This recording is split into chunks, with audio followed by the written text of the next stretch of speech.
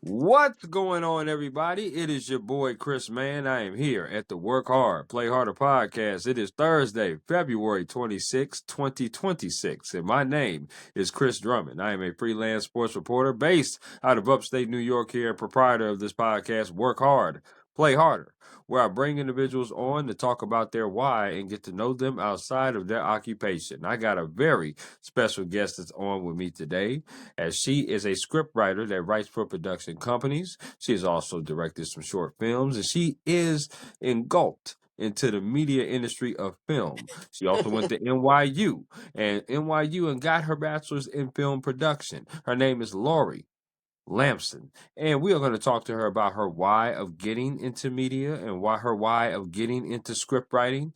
And also ask her some get to know you questions. So without any further ado, I introduce to you the wonderful, talented Laurie. Welcome to the podcast. Thanks for having me, Chris. That was such a nice intro.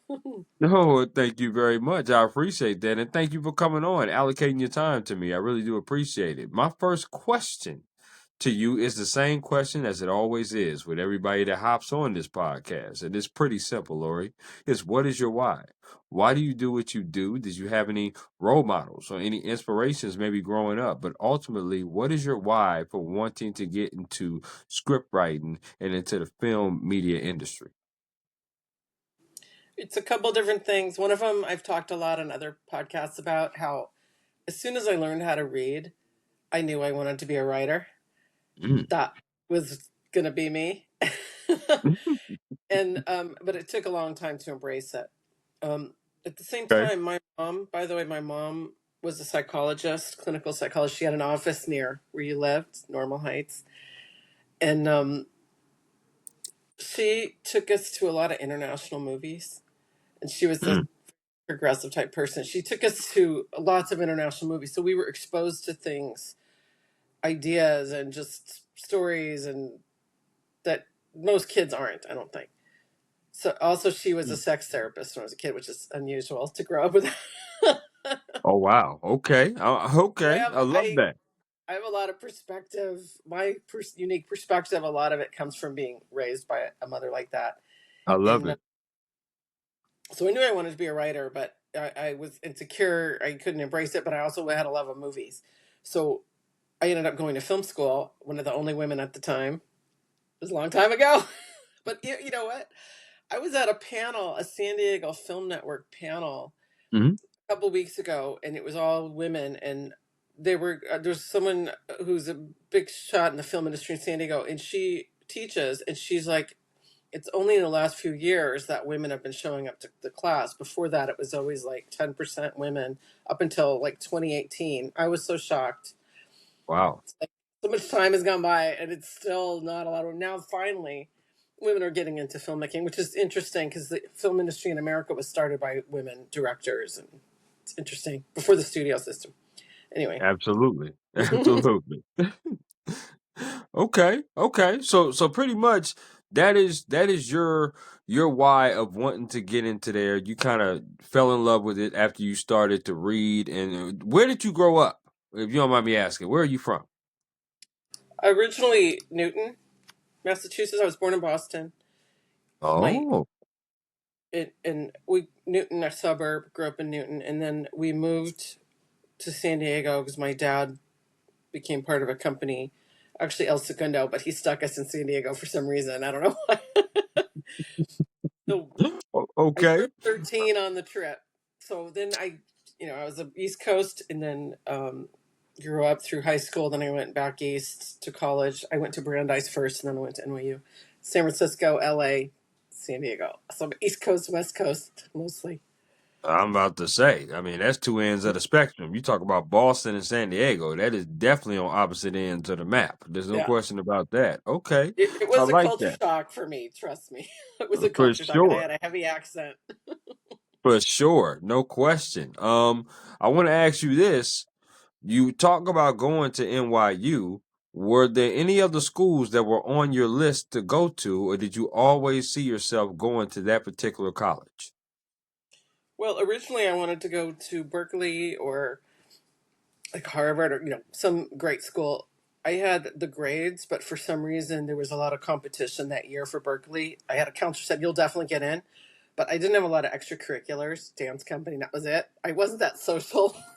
I was like a Mm. rebellious punk, so I didn't get in Berkeley. And then I did get in Brandeis, and I wanted to get away from home was part of the reason, far as I could. Sure. I went to Brandeis, and I had a roommate. I mean, this is a long time ago. My roommate sister was taking a film production class.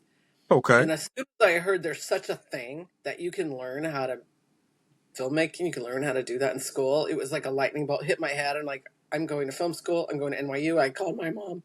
I found out, I did research. NYU was the best. Might have been better off in LA, but reputation wise, I was close to New York, and that's where I wanted to go. And I was so insistent. My family said okay, and at the time, all I had to do. Nowadays, you probably have to have a lot of work to show. At the time, I just wrote a very passionate letter why I wanted to go, and they took me. They accepted me. I love it.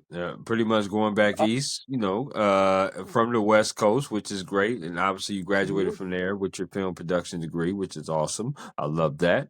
Laurie, I want to ask you some favorite questions. So you just give me the 411 off the rip based upon these favorite questions. Okay, so here we go. Favorite meal you like to cook? I do like to that. I like to cook. Mm-hmm. Oh my! I haven't done it in a while, but I like kind of a Thai stir fry. But also make a great spaghetti. So I make my own sauce. Okay. Okay.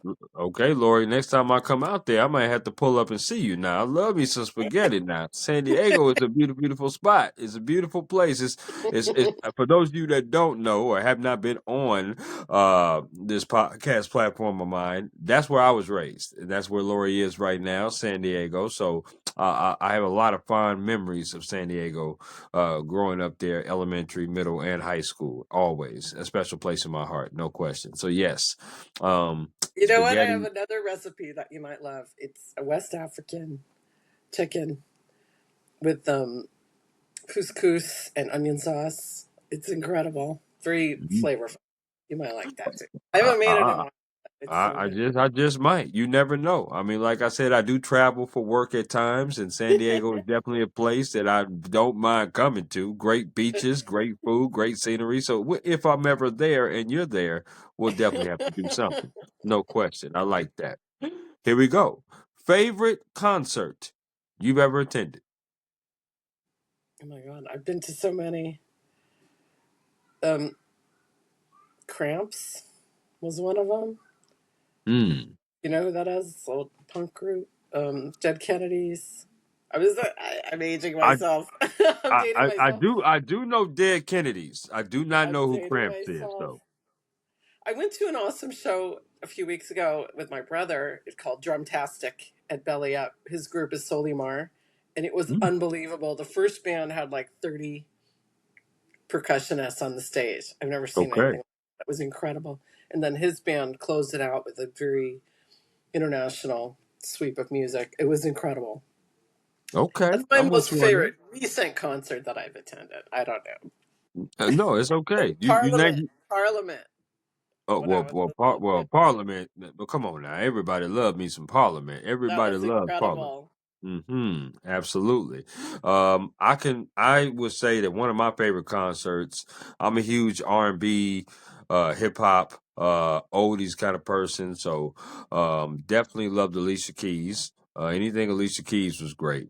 No question about that. But I also love Boys to Men too. That concert was amazing as well. Actually, going to go and visit family in Atlanta, Georgia, and I'm going to a new edition Boys to Men concert while I'm out there. So, Fun. looking forward to doing that for sure. Yeah, One of my sounds favorite good. places before I get to this next favorite is the Gas Lamp Quarter district Hmm. out there in San Diego. It's one of my favorite places. I mean, Petco Park is probably my favorite place of all because I'm a huge sports fan and I love the Padres. And I love their stadium. I love Okay. Petco Park. But Gaslamp Quarter is definitely one of my favorite districts to be in for sure. No question. I'm in Oceanside, but my brother lives down the block from Petco Park. Wow. Go Okay. there Well, and just okay. see Well, how it shout might out be. to your brother. I like that. Yeah.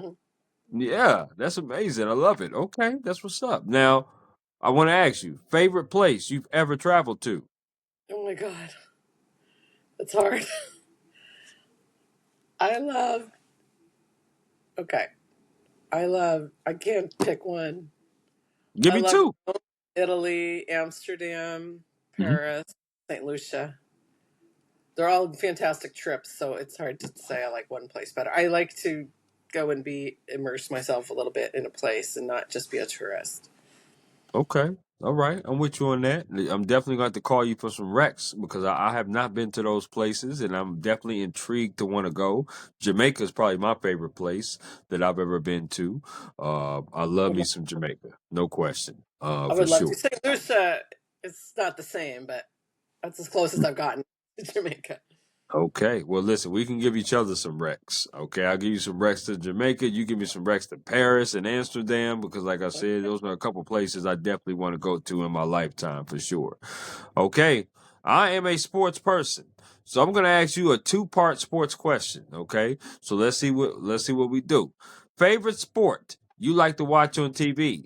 Favorite sport you like to attend in person? They could Oh be the my same God. sport. I, I'm not a very sportsy person.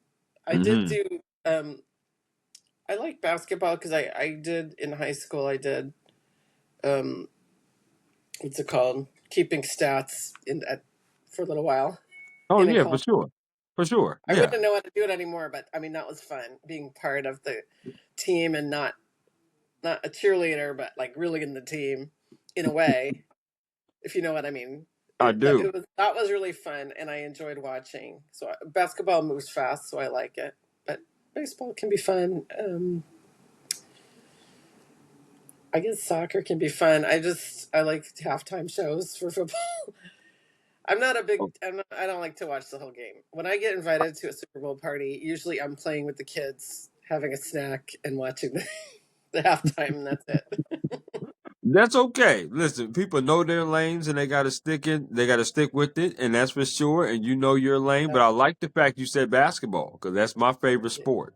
Favorite Oh, good. sport is basketball. Yes, absolutely. Huge basketball fan. I love every sport except cricket because I don't understand it.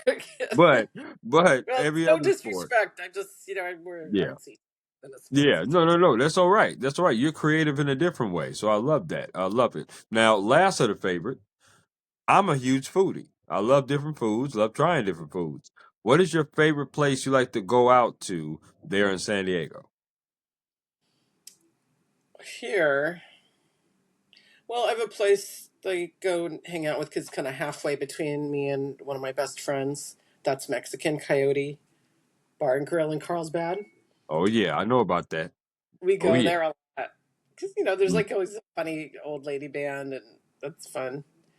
I found a place recently. I found two places recently that I love. One is Indian, and the other one is like a fried chicken southern thing with Mm. like a jazz piano. I thought we were gonna go and pick up like to go boxes, but there was a piano player and a whole spread, and it's beautiful. It was incredible, and it's in a weird little spot that you wouldn't know about. I just found it, so I can't Okay, think of I'm gonna need the name of that. Felix's Soul Food, something like that. Okay. Felix, Felix, Okay. Felix, something about soul Felix food. Felix Soul Food. Okay. Well, It listen, was I'm so definitely going cool. to look. I'm gonna look for that for sure. No question about that because I'm gonna keep that in the back of my mind. I definitely want to visit that place. PB got some great spots too. PB, for those of Oh you that yeah, don't know, it's Pacific Beach is what I'm talking about out there in San Diego. They got some great spots. One of my favorite spots though, I'm a huge breakfast person. Hash House. I don't know if you ever heard of that, but Hash House is one of my favorite spots out there I as think well. I've been.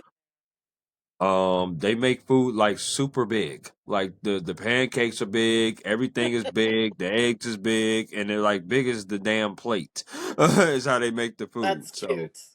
right. So Hash House is definitely one of my favorite spots as well. Okay, I like that. Now There's a, let's you know get what?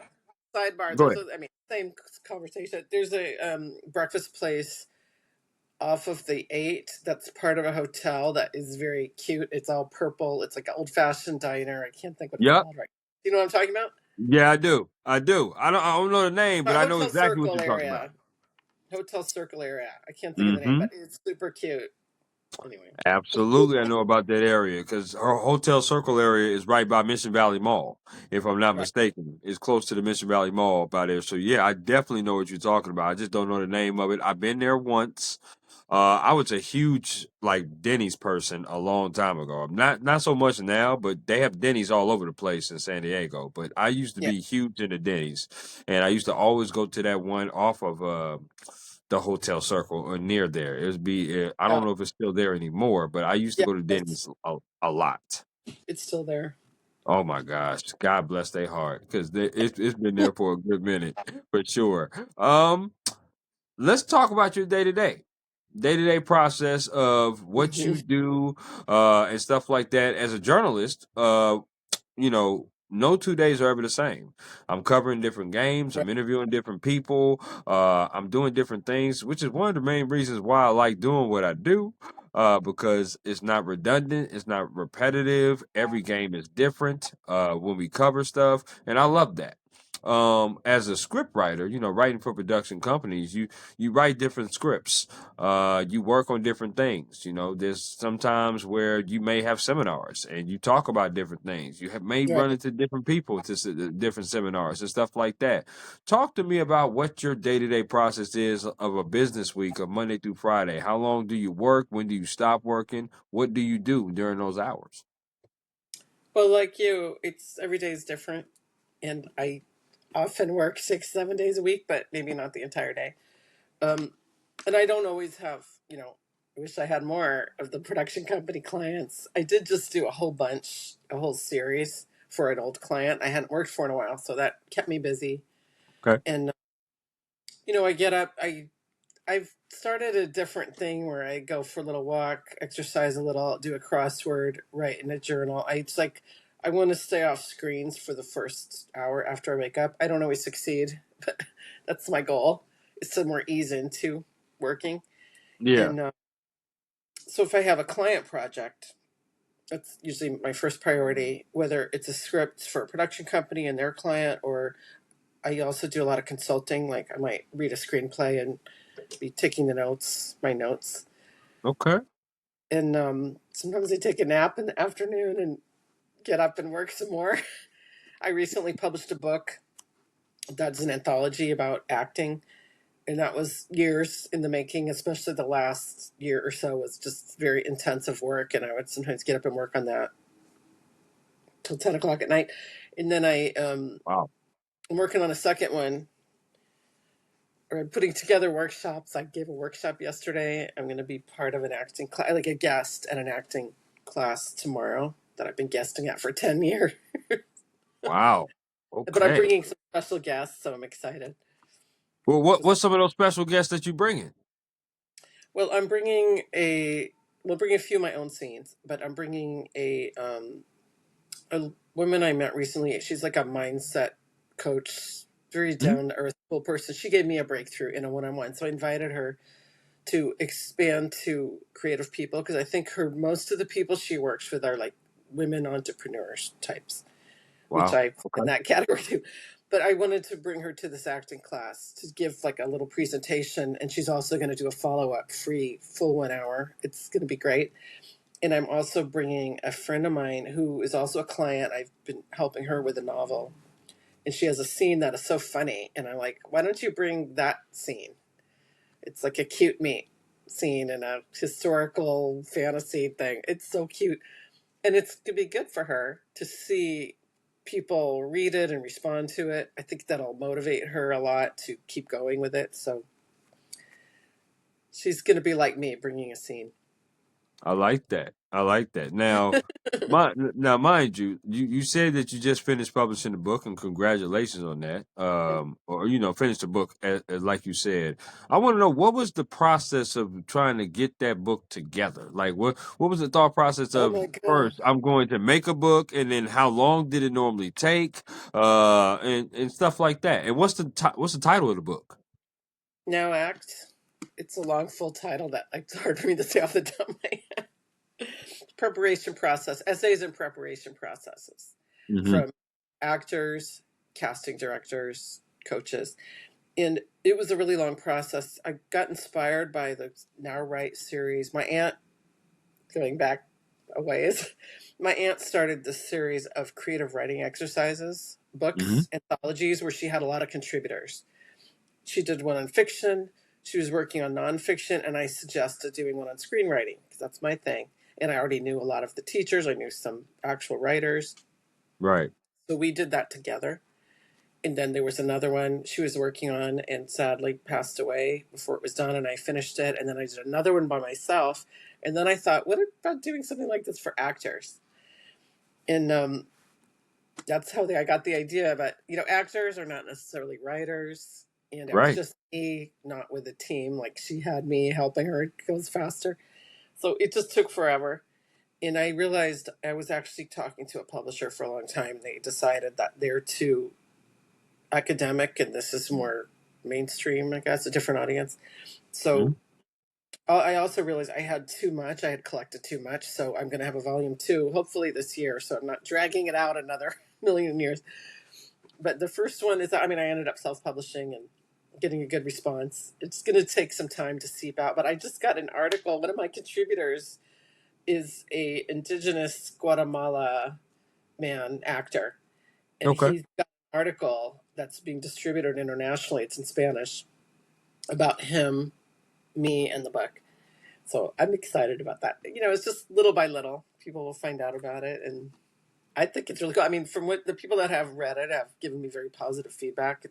It's never been done before, an acting book with a lot of different perspectives, peer perspectives, people that might just be a little bit ahead of the actor reading it, but they're working and they have insight. It's about craft and career in a lot of different points of view. There's some old timers, some young YouTube stars, and it's Hmm. just a mix. It's kind of international too. And the second one is also, I had to pull a bunch because it was going to be too long. It's already, as is, it's 350 pages. So Wow. my second one might not be as long, but I have some exciting people in that too. Anyway, Malcolm McDowell Okay. is in both of them. Okay. So I like it's that. pretty cool. It's different. I mean, it's never been done. I think it's newsworthy. And And that's where I was it going, came out Lori. well. I was going there, and you beat me to it, and I love that. I want to know why should people run out and get this particular book, especially like people that want to become actors or want to even take up writing. What Right. would you say is the reason why they should cop this book? Well, for actors, it's so many different perspectives. I call it many voices under one roof. Mm, So many different angles. So an actor, just like when I got involved with the Now Write books, my goal was to have it be valuable not just for beginners. And I feel the acting book is that too. There's things that might feel too beginner for certain actors, and there's things that would give them perspective. I mean, an actress that I know is, she's been at it for a long time. She actually collaborated on a short film. She was saying that about another contributor. Oh my God, I've learned so much from him. Um, you know, creatives and maybe a lot of people tend to be lifelong learners. So they're often, and actors would be hungry for a book like this with a lot of insights you don't normally get. Like with the downright screenwriting, there's lots of screenwriting books. This is not an ABCD. It's a diverse compilation with people who are actual working screenwriters, which you don't normally hear from in right. books. They don't usually write books. They don't usually. So you get just different perspectives and different ideas about the craft and the career. That's what this book is. And I think it would be very interesting to writers to understand actors and directors to understand actors better and what they need and how to communicate with them. I mean, I've gotten better at directing in this acting class I'm at tomorrow from what I've learned in the book. So, Hmm. Okay. Now with that, that's a great answer, by the way. But with that comes a great segue, and that's work-life balance and also mental health. Now, in my industry of journalism, mental health, a lot of journalists have been affected because of their mental health, and they've walked away from this industry because the Yeah, bottom line is just more important than what an individual mental health is. But also work-life balance. You know, when you're in journalists and you're doing sports or news or any kind of genre in journalism, you know, it never stops. You know, you work through holidays, you work through weekends, you right. barely get vacations, you miss time with your family and friends, and you're just working nonstop. And sometimes when you're in news, you really cover some devastating stuff that can affect you as well. I want to know, as someone that's a scriptwriter, someone that's in the kind of the film media industry, how do you keep your mental health strong, but also still have that work life balance? Because Laura, you seem like a wonderful woman to be around. I certainly wouldn't mind being around you, and I think others feel the same way, such as your family and friends. But you also seem very passionate about what you do. So, how do you continue to stay strong and not experience burnout or being overwhelmed? Well, that's a good question. It's something I feel I've worked on my whole life. I've always understood that mental health is important, having a psychologist for a mother. And, I understand a lot about that world. And I always was very interested in psychology, which is a very big part of writing, dramatic writing, understanding characters and their motivations and the weird things that people are willing to do to each other or how far they're willing to Mhm. go for a goal is a big part of dramatic writing. So I've always Right. been fascinated in like perverse, weird stuff. I find fascinating. My mom did too. I got that from her. So, not to participate, but to write about or think about. So, I think it's something I've worked on a lot. Like I said, it took a long time for me to embrace myself as a writer, and Mhm. it I had to take myself through a lot of healing and growing, which to me are kind of synonymous. Same like with a character, they're growing. To me, they're healing if they're growing, getting their change. So Sure. I've taken myself through a lot of that, and I really worked on myself a lot, understanding myself, healing deep traumas. Might have been more than one lifetime, if you believe in stuff like that, or maybe ancestral. I don't know. I had a lot of work to do, and I committed to that, and that I feel has impacted my abilities as a creative person and my passion for supporting other creative people and empowering them, not just myself. It's like all those books, they're to empower and help other people, not just for me. So, yeah, I don't know. I've worked through so much, and also I've gotten kinder as far as. I'm very ambitious still. I have lots I still want to accomplish. Maybe I will in this lifetime. God bless me to do that. But Sure. I also, you have to also be satisfied and with what you already have and what you've already accomplished, and recognize what you've accomplished. I have a little thing about that I'll share in a second. But one of the things I did is being willing to take a nap when I'm tired, and making, like you said, time for the fun. Like I have this niece, my brother's daughter, and when he has her and they invite me, I go down there. We make art, we have dance parties, we talk about, now she's old enough to have a real conversation about her life and school and what she's learning and her relationship. That is just pure heaven to me, and a great mental break from the screens and everything. And just playing like a kid with her is just so much fun. That's like my therapy at this point. Like a big part I of it. love it. I love I like that. to see Okay. movies. I don't know. So I wanted to say something about that. Something creatives and really everyone, but maybe especially creatives have a tendency to, like, I have a project and I'm completing, I'm getting stuff done, and they're never stopping to reflect. Or generally, we're not stopping to reflect on our accomplishments and um, just self appreciation. So I created this date book planner for artists, writers, and creatives, and I built into it every week a place, my self appreciation and goals accomplished, because I want to encourage creative people to acknowledge those things, stop and celebrate your wins, or even just however far you got. Sure. That's just a part of that book. There's other things in there. especially for creative people. But anyway, it's important. I think it really helps. I mean, I knew that was my habit. It's like it's all about getting stuff done. When I was working on those Now Write books, it was so much getting stuff done and not stopping to appreciate, well, this could be good for me too. And it was. I mean, a lot of great things came from Absolutely. it. But I wasn't thinking about it when I'm just like reading all these contributions and giving people notes and inviting more people and starting to format the whole thing. It was, I do like to get a lot done. And I am very productive, but it's sometimes it's time to, it's good to stop and smell the roses and also just pat yourself on the back. You I know? would say so. Yes, all work and no play.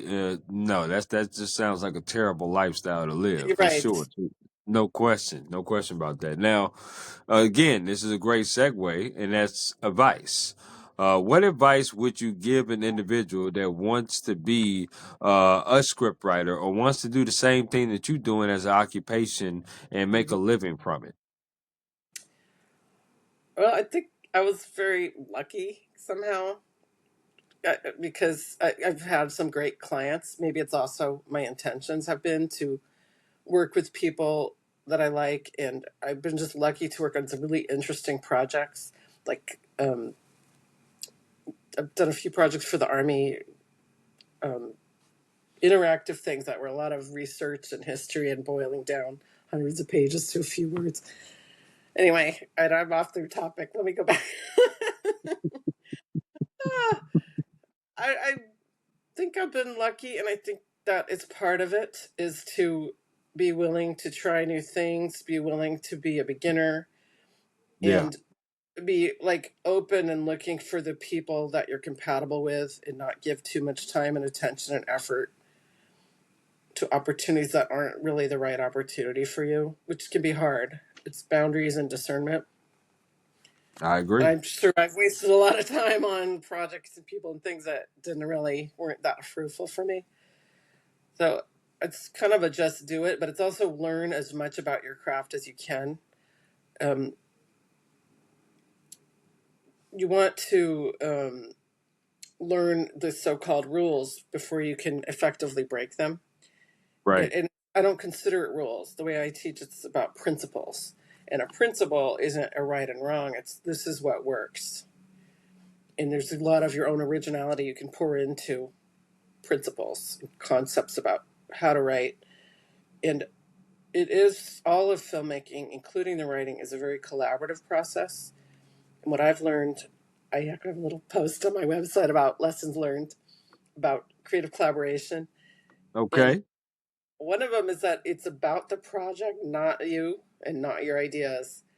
If you can Absolutely. get yourself out of the way and collaborate, everyone has needs to be heard, and you also need to listen. And if everyone's focused on what's best for this project, it's just so much fun. And if not, it's not fun.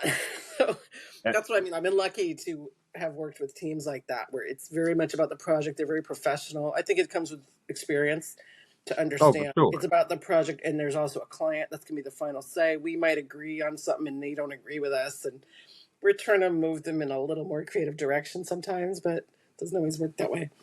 So, I love it. um, did I answer the question?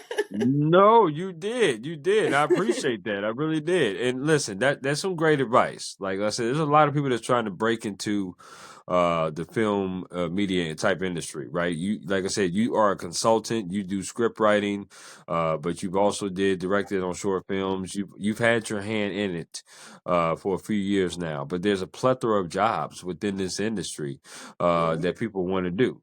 So people need to know these type of things. Not only just knowing what you do and then promoting yourself, but also just know the industry as a whole. Because again, there's so many different jobs that we just don't know what all it takes or what all it would take to get one of those jobs or what all it takes to Right. do one of those jobs, right? So yeah, it's amazing to do that. There's Now, kind of starting at the bottom is how the film industry is. It's an mhm, apprenticeship, mostly industry. And one right. other thing I would say for if someone particularly wants to be a writer, I've often had part-time jobs in other industries, and I found that super useful to not be so much just in your own head and to be learning about other things and meeting people you wouldn't otherwise meet. It's all food for a writer and their soul, I think. Okay, okay, I like that. Now, I want to ask you this bucket list question because that's actually what it's called. It's called bucket list Oh because dear. I want you to speak it into existence. Okay, Lori. So I want you to tell me, give me a top four list of stories or things that you would like to do in your career that you haven't done yet. Well, I would like to see at least one of my screenplays made into a movie, a Hmm. popular movie. I have a few. One is ABCD, about the invention of the brassiere. One is Stroud's Honor, a coming of age of a young guy who has to find his own way to be a modern man, and he learns compassion doesn't make you less of a man; it makes you more of a human. Right. And a few others. I have more like a horror, psychological. I have a bunch of stuff, but I think those two are the ones that are the most. Well, I also have one about female Santa, inspired by a true story. When I was Santa Claus in A San Francisco. female Santa, not Mrs. Claus, but a No, female Santa. female Santa. It's very cute. And she finds out she's. It's almost like a reverse Tootsie, where she finds out by being a man and a mystical man, she finds out she's a better human and a better woman from that experience. Anyway, Okay. she learned to embrace her Uh, inner Santa. If that makes sense. Okay, I would definitely. If that Very ever funny sees the light experience. of day, Laura, you definitely have to let me read that one because I'm definitely intrigued to read about the female Santa. No question about that. Well, it's a screenplay. I mean, if it ever gets to be made, I'll be letting people know. I mean, I think it's hilarious, but Okay, we'll see. cool I mean, beans, you know cool what beans. I haven't been the greatest at is marketing myself and my own projects. I'm getting better at that now. So see, here I am talking about it. So I love it. I love it. I love it. Okay, now we have reached that's the some of the portion of things. Oh, the fourth we one. yeah, the fourth one. What's the fourth one? If it's career wise, I have a project that was my first screenplay, and I was told that I'm very passionate about, but I was told this is too much like a novel. I didn't understand what that meant at the time. Now I do. And I do want to do it as a novel. It's a historical thing that it just might work better as a novel. And I always have felt like that's my masterpiece at the time. It's like, I don't know if I'm a good enough writer to pull that off. I hope I live long enough to write that, adapt it as a Well, novel. I I mean, hope so too. I have projects that eat at me and that I'm Mm, always moving things forward. I always keep one foot in my own projects. It's not just like the acting book and the this and that. It's juggling with my own things. So things take time when you have a few things you're juggling. Absolutely, no question about that. Now, I want to ask this bonus question because, like I said, you directed, you've written scripts, acted. Like, what, I'm not an what? actor. Right, right, right. So, would you ever want to do something along those lines? I'm sorry. Would I want to be a director or actor? No, no, no. Would you want to act? Because you're not necessarily an actor, but you say you directed short films. And you say you've been script I've writing and directed you're a short films. consultant. I'm becoming a better director, I think, from doing the acting book. I've learned a lot from that. When I was in Hmm. film school, I was in a group where one of the guys was kind of shy. He was a cameraman. He already was a cameraman before he came to school. He's like, if you don't cast this, you're going to have to be in it. No. And so I had to be in a few things. And I did take acting classes because it's good for a writer and a filmmaker to Awesome. it. It was so nerve wracking for me. It was so hard and scary. But I did do it one scene where a guy brought me to his class to do it. So I guess I did okay. People always thought I would make a good actor, but I always was too nervous or vain, or I don't know. I think maybe Really? a little later in life, maybe if I had the opportunity. But I'm a behind the camera. I'm a behind the scenes. The thought of being on camera is not fun to me. Theater might be better for me if I had to do it. Sure. Sure, absolutely. I'm a It's huge not my theater bucket buff. list. I love it. I love it. I'm a huge theater buff. I love theater. So yes, but I always love asking that question too, because people that direct and behind the camera, sometimes they have aspirations of being in front. Sometimes they're like, "Oh hell no, don't put me in I'm front a of the hell camera." no. I'm a hell no. Okay, got you. Got you. I'm For the with most you on part. that. Totally. Um, we have reached a portion of my podcast that now we're going to play my interactive game, which is called This or That. So it's a game that I like to play with all my guests here on the Work Hard, Play Harder podcast. And it's very simple. I'm going to throw some things at you, and you get to choose this or that. So, Laurie, are you Yes. ready? Okay. Wait, let me make this a little less bright. Wait. You are Getting good. You dark, are so good. ah, better. Absolutely. Whatever. Okay. Okay, here we go. Out of these two restaurants, which restaurant would you rather eat at? Burger King or In n Out? Burger King, because I could get something that's not a burger. In and out. I think What? my friend Hold recently, on. all they had was burgers. I don't want a burger. They don't even have a Oh, veggie burger. hold on, Lori. You can't go to Burger King and then say I don't want a burger. It's called Burger King. I have to get a veggie burger or something. I don't Oh, I see like what you're saying. hamburger. Are you like you don't eat meat? No, I like chicken and fish. I just don't eat beef and pork. Beef and pork. Okay, got you, got you. Okay. Totally understand. But In and Okay. Out Burger doesn't offer anything else. They have like three things on the menu and they're all burgers, so no Yeah. thanks. I feel it. I feel it. Okay. When it comes to chicken wings, which flavor would you rather put on a wing? Barbecue or lemon pepper? Probably lemon pepper, but I like the traditional buffalo wing sauce. Yeah, I, buffalo is I pretty love good. I do love wings. Absolutely. Do you like your wings wet or dry? Wet with sauce. Do you like your wings bone in or boneless? Bone in. So you like to get a little messy with it. Yeah, I know that's right. I do too. I do too. I'm not I mad love at you at wings. all. I love wings. I love wings too. Absolutely. I can put about 10 or 15 down with some fries and some cold drinks. I'm with that. I'm totally with that. So, yeah, I like it. These next four questions have to do with music concerts you rather attend. Okay, so here we go. Which music concert would you rather go see? These are two of my favorite bands. Would you rather go see Pearl Jam or Nirvana? I don't know. It's not really my jam. I guess does Nirvana even still exist? Well, I would say no. Kurt Cobain doesn't. But if you had to go see him in concert, If he if was you with us doing a concert, yeah, I would go to Nirvana.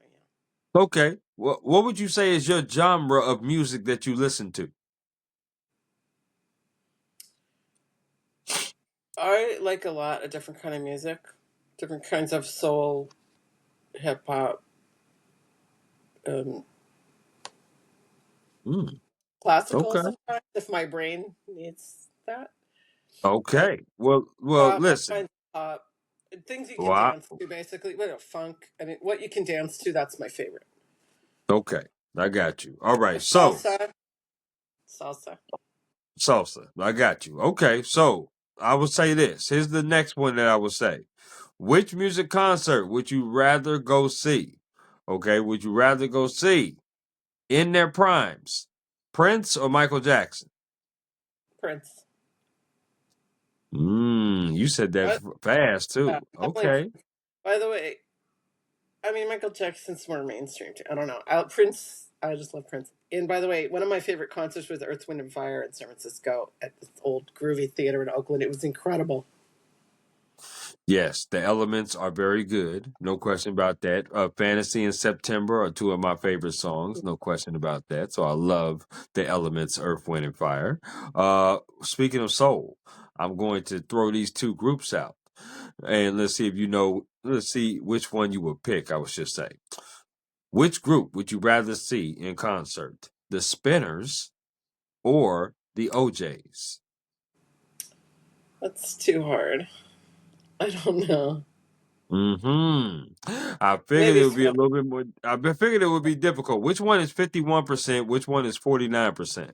I'm gonna say spinners, but I mean, I Okay. like. I don't know. It seems Greco. like you enjoy Greco. both of those groups. You enjoy both of those Yeah, groups pretty good. I like the sort of classic, danceable, funky stuff. I don't know, or Okay. soulful. I like Okay. soulful music in different genres. Soulful. I like it. I That like makes it. Now, sense. last one here. Okay, for the groups. Which music concert would you rather go see in person? Would you rather see Parliament or the Bee Gees? Oh God, both. Can I see both? I have seen Parliament, so probably I have to say Bee Gees. I did see I knew Parliament. that was going to be hard for you, Lori. I knew it was. I knew you was probably going to say both. For sure. I For would like sure. both, but in reality, I did see Parliament in my lifetime, so probably I would have to say Bee Gees just to Hey, get full range. Oh my God, absolutely. Come on now. I mean, Bee Gees I are love. very good. One of my favorite groups. Again, all those groups I mentioned, I still listen to this day. They're great groups. Spinners, OJs, Parliament, Bee Gees, all the above. So I love that. We're gonna go to sports real quick. Which sport, if you're active and you're outside playing, which of these sports would you rather play? Badminton or bowling? Bowling. I'm not good at anything, but bowling. Got you. Bowling. Badminton is too Okay. much like tennis, and I don't have a lot of eye hand coordination. Three hit and miss with me. Totally understand. Okay. If do you like desserts? Yeah, Yeah. they're Okay. Okay. special case, special. Yeah. Okay. So I'm gonna What name kind four of, categories. Four okay. categories of desserts. You got to choose one of these that you'll get rid of, that you'll never eat again. Okay. So here we go. No. All right. The first category is ice cream. The next category is candy. The third category is cookies. The last category is grouped together. So it's cake/pies. Which one are you getting rid of? Cookies or cake? I don't know. Or well, one of those. Cake, say cake. I can live without cake.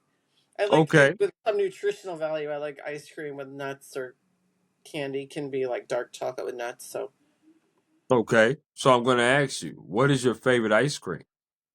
uh, coffee with stuff. My mom's favorite was mocha almond fudge. That's like a special. Otherwise, just like a plain or sorbet or vanilla, but with nuts or something. Okay. Protein. I like that. I like it. I'm a huge cookies and cream guy. So that's That's good too. definitely, That is good too. yes, that's definitely my choice for sure. Okay. Let me ask you this. Do you like potato chips? Unfortunately, I I know it. like I do crunchy too. stuff. I do too. I do too, girl. I'm in the same boat as you, but it's the same format. Okay, four This is the brands. I'm gonna funniest name. interview. Okay. You got to get rid of one of these brands. So here we go. First one is Lay's. The next one is Pringles. The next brand is Ruffles. The last brand is Doritos. Which one are you getting rid of? Those are all the same to me. I like alternative things like pop chips and sun chips, and I don't usually eat any of them. I do like my crunchy stuff.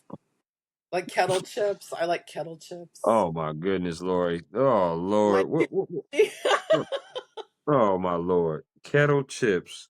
We done fell off the damn boat. We done definitely did don't that. like kettle chips? I know. I haven't met many people that do. Really? No. I do Oh not my god, yeah. the best. I love Mm. them. Pita I'm gonna tell you chips, what. pita thins. I like kind of off things, yeah. Not the Well, traditional. listen. You were great. You were great with the ice cream and the desserts and the chicken wings. Yeah, I like buffalo sauce too. That's amazing. You just fell off the boat with the chips. That's all that is. Now, You gotta try. You gotta try some of mine. I'm gonna tell you this real quick before I get to the next question. The kettle chips are the third worst chip ever made in America, in my opinion. This and you're probably saying, what's the first two? Well, I'm glad you asked that. Okay. The first two, the first two is pretty simple. Salt and vinegar. Anybody that likes salt and vinegar chips, I something like. wrong with y'all. Okay. Something wrong with y'all.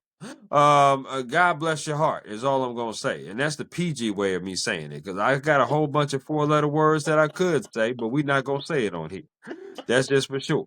I don't know how in the world you like salt and vinegar chips. I can only eat three at the max, and after that, I'm sick of them.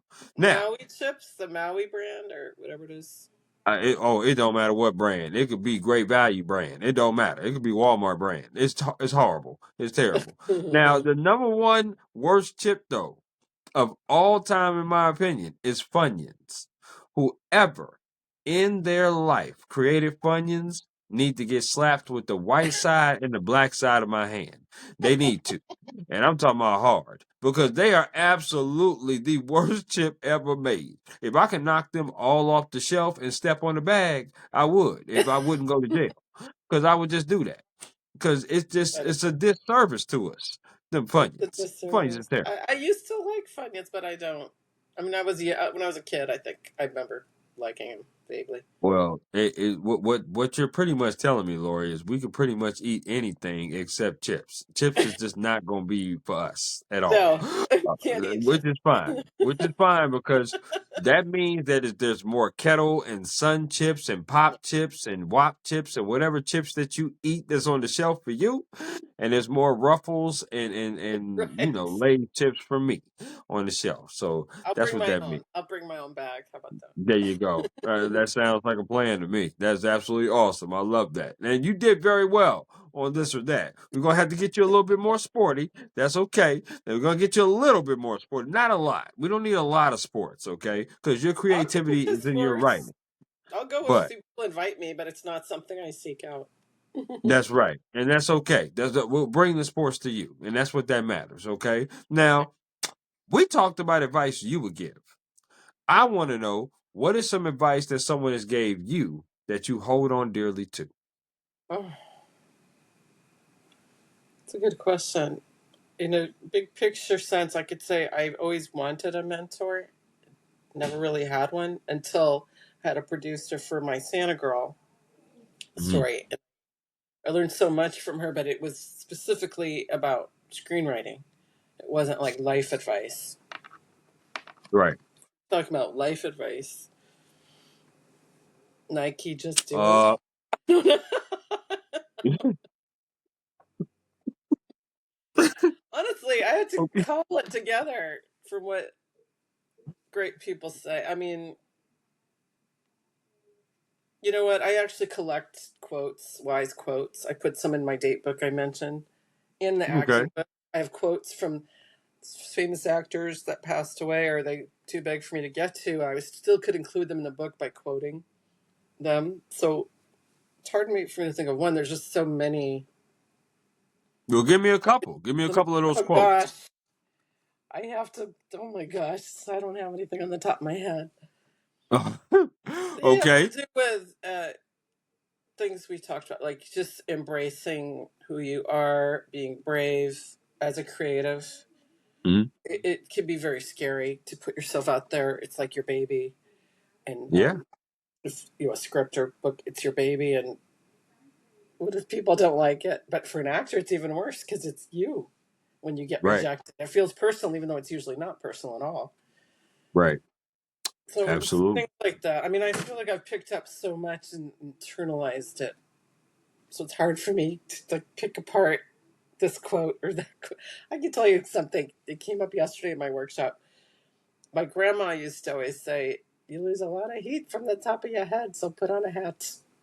If you're in the East Coast, especially right now, that can help Yeah, serve you ain't you. never lied on that. I mean, look at my hair. My hair is saying it all, and it ain't much hair up there. You To be need a honest hat. with you, You need a hat. I need a hat. You No need a hat. question It really about makes that. a difference. It keeps the heat in. That's a Oh, fact. She was okay. right. Well, shout out to Grandma for the wise words of wisdom that came from her. I really do appreciate that. Talking about your workshop, how did your workshop go yesterday? It was good. I invited a lot of people for free that I thought were coming and didn't show up, but oh well.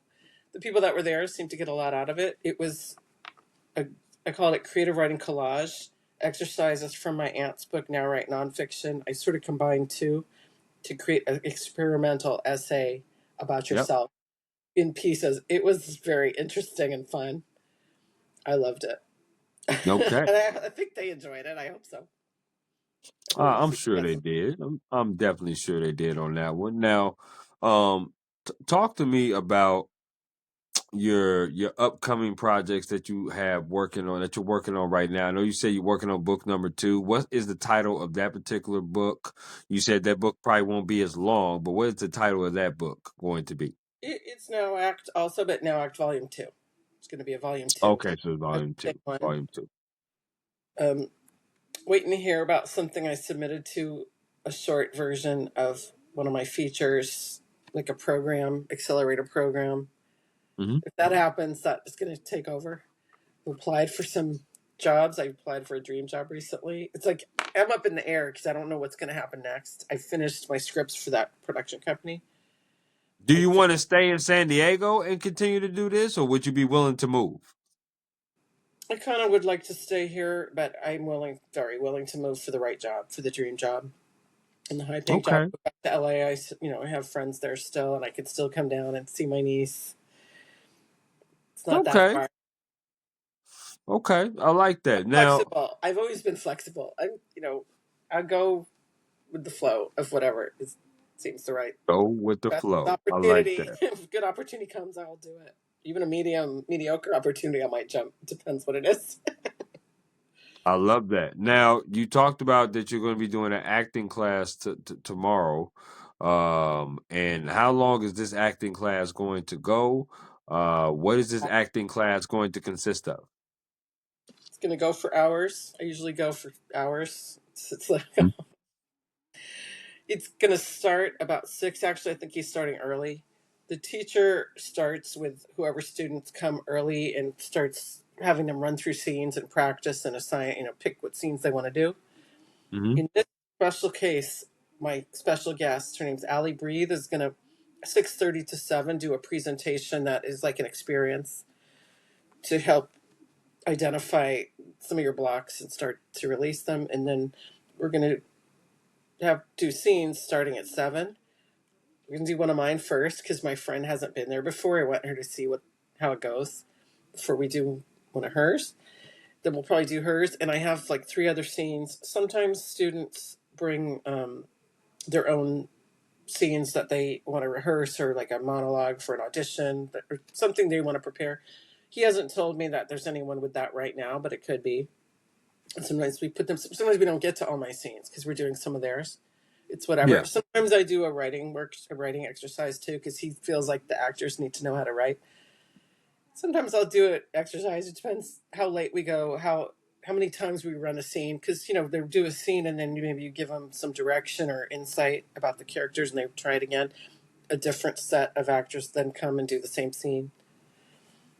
So just 4 scenes can take a few couple hours.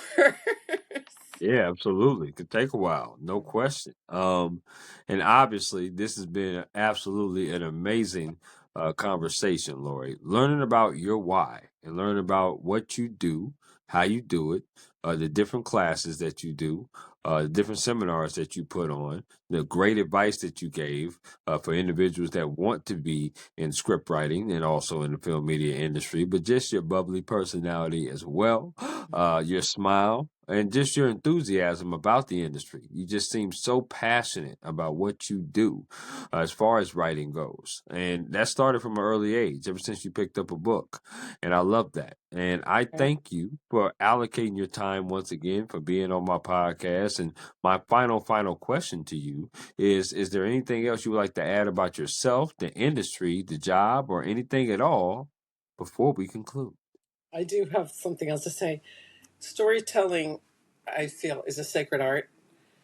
It is how humans have pass down knowledge and wisdom in the entertaining way that it's easier to remember, and life lessons that we can learn from seeing a character go through something and learn something without having to go through it ourselves. We can have a vicarious experience.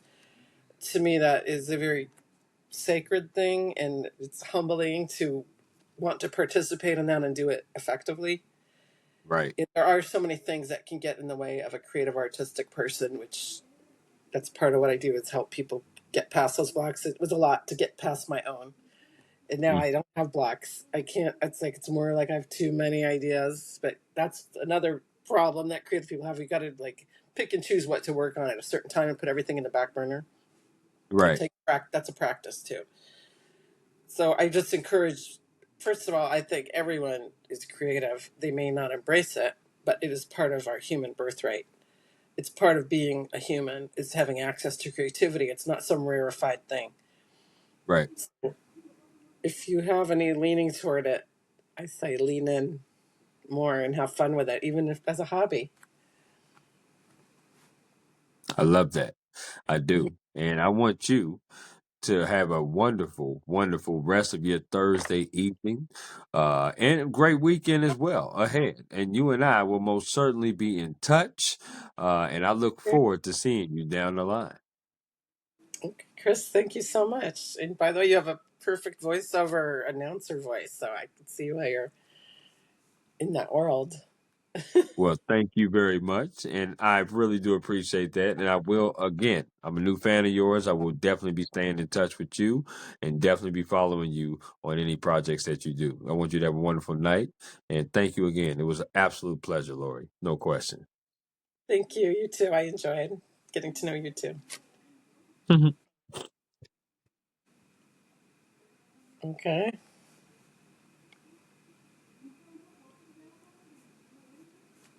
Oh.